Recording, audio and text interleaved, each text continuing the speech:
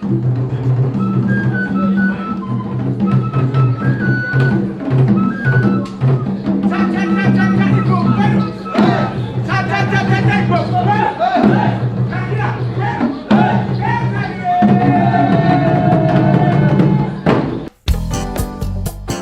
is going to be one of the best AGM Nanta members I've ever witnessed.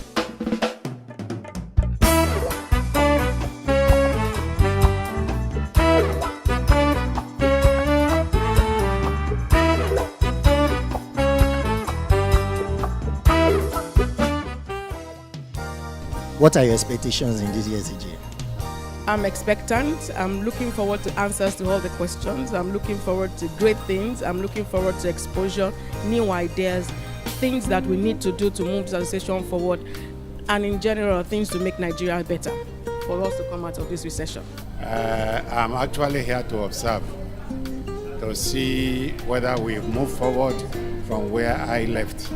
Well, the expectation is that we have a very robust topic for the AGM, which is the industry in a recessed economy, and I believe we have eminent resource persons to do justice to the paper, and then which will give us a way to chart forward in our business. So I'm of very high expectation that it's going to be a very well attended AGM, as you can see from the crowd now.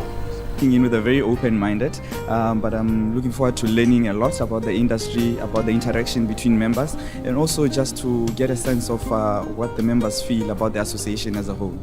Seeing that this is probably your first AGM with Nanta, Yes, this is it. what are your expectations? Well, I intend to see Nanta actually driving their points home to their various members, and creating new ways of actually for new members in joining the Nanta, and also trying to make sure that the act in which they intend to make legal actually is put in place. We want to share our experience. We want to share to our members way forward so that we could be able to survive our business despite the current situations of the country. The reason for these for AGMs normally is to assess and reevaluate and look at where they are not doing well and put things straight. So by the special grace of God, we're going to put some things straight today and we move forward. Distinguished ladies and gentlemen, we have mutual responsibility to ensure that tourism in Nigeria succeeds. Therefore, as you hold your AGM today and brainstorm on your theme, I wish to assure you that government sees your sector as a serious and important business arm of the economy.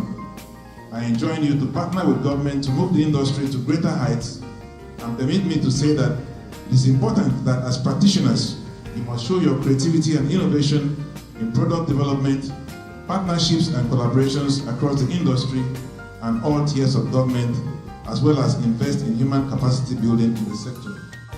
You can see the lesson that we are going to drive again now to look at the situation we have. That is a lesson for all of us. Started with 3 staff, and that's what we started. We were not in any way to compare ourselves with anybody, but we are in a way to tell God Almighty that with you, all things are. And today, have that in mind, that with God Almighty, God will always answer your call. Praise the Lord. I hope you accept that. So, as you know, the market is for who? For Nigerians. My take on it is that there's a need for the travel sector to completely overhaul its human and material resource development. It's critical. It has to become a matter of policy, and it should be pursued and made mandatory for everyone who works in the industry to have certified staff work for them. I also enjoin you to improve professionalism among your members.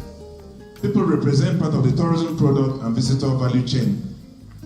When people in the sector lack skills and when the sector cannot acquire and sustain the skill it needs, then the consequence is underperformance of the industry and has a ripple effect on the return on investment in the sector. We must market Nigeria as tourist destination. There are a lot of Nigerians don't travel within Nigeria. is something we need to start embracing. And I agree with him. We need safety, we need security. Once you don't violate that, they will come. AU, we have been talking about single currency, we have been talking about single destination, that a single visa can get you all around where you are going. Then we are now preparing our plans. We look at development of hiking trails, jeep tracks in the national parks, construction of tourist lodges and hotels. On record, there are 91 million internet users in Nigeria. Do each of you have a viable working website? And we have the biggest population of youth, hardworking, intelligent, they're graduates, they're knowledgeable, they want to do things. And it looks strange when I talk to you, what are we talking about? It's because of the resource economy. You don't sleep, you wake up, you think of something. Because those people who are supplying us food in our own aircraft to all these destinations, they are using what? The product from agriculture. So today, maybe supply, most of the catering outfit who supplies food on the flight you eat, our eggs, our chickens, and all the rest. You know, there's another tourism potential that we have now. We are doing it, but we don't know that it's a big potential. There's a religious pilgrimage tourism. Are we taking part in this? Nanta, that's a good business for you. The best anybody will take home today is to go into Kano. It is the best. It's quiet, not talking, no hassle. It is where you keep the bed to sleep. Is that not correct for those of you in Kano here? How many of my colleagues are in Kano? Nanta, please wake up, go to Kano. We have in Nigeria today many of these cultural events that probably are income gainers on their own country. We could remember the Eyo Festival. We could only remember the Osun Osogbo. We now have a lot of content with Africans in it, because there's no better way to sell a destination than with people who are recognizable from the country of origin. The entertainment industry, you have seen that with Nollywood entertainment and arts and all over there. To our government now, and I'm sure it's here, that the success of tourism and hospitality industry in Nigeria depends on the ability to sufficiently improve, manage, market the tourism facilities and activities of this nation. And at this point, it's pertinent to point out that workable synergy should be established between tourism and aviation. You can't separate tourism from aviation. The government should build the tourism brand, developing the tourism product to contribute towards a more globally competitive tourism industry. The government should seek for investors and stakeholders to partner in improving and building tourism hospitality infrastructure. This is one of the best attended events I've seen so far in the tourism industry. It shows that you have excellent leadership in Nanta, and that the members themselves also take their business and their industry very serious. Congratulations to you all. I'm surprised that there is a Nanta TV. I'm pleasantly surprised. I think Nanta is actually going places. I think we should be very proud of our association, of all our travel agents coming together and showing so much professionalism in the way they do things. So I'm very excited. The AGM is always an opportunity to evaluate the past year in the association. What do you have to say about the past year of the association? Well, the past year has been very eventful and very, if you like, a lot of activities have been happening, a lot of new innovations have been coming in. So, you see, the sky is always the limit for the association and for any human being.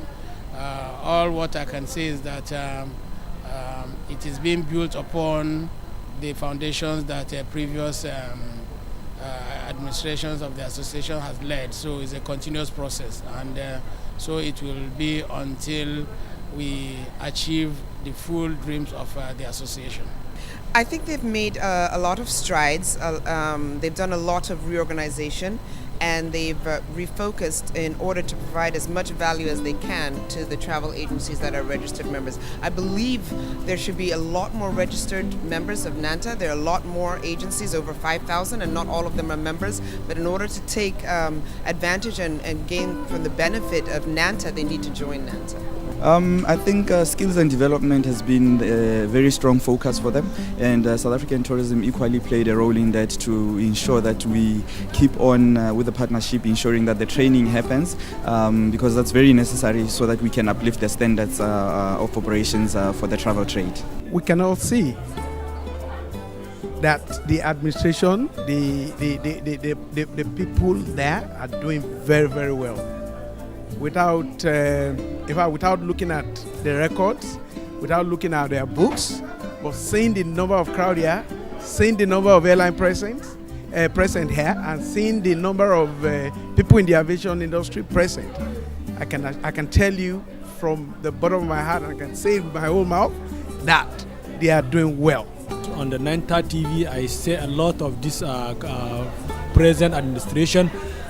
Today I'm going to say more about the administration. We have never seen Nanta, and we never thought Nanta will be what Nanta it is today.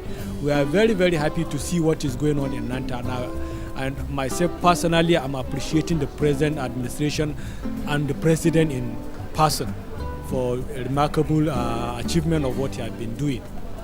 Thanks, Mr. President. Thanks, Mr. President Esco. Being a member of Nanta for years, I think this is the most memorable day to ever witness in the history of Nanta. Nanta has come to stay. Nanta has come to become a voice in the aviation and tourism industry. I hope that Nanta will continue to nurture all of them and provide them with education and support to grow their businesses. There's no research already in tourism. They're getting opportunities that we have not employed with. You need to think outside the box. Where Nigeria is today, remember this. This was exactly where China was 30 years ago. If we as Nigerians intend for Nigeria to develop and grow, it's not just about the president and the ministers and those that work in government. It is about change beginning with all of us. We must dress Nigeria, think Nigeria, trust Nigerian companies, buy Nigeria. That's the only way for us to move forward.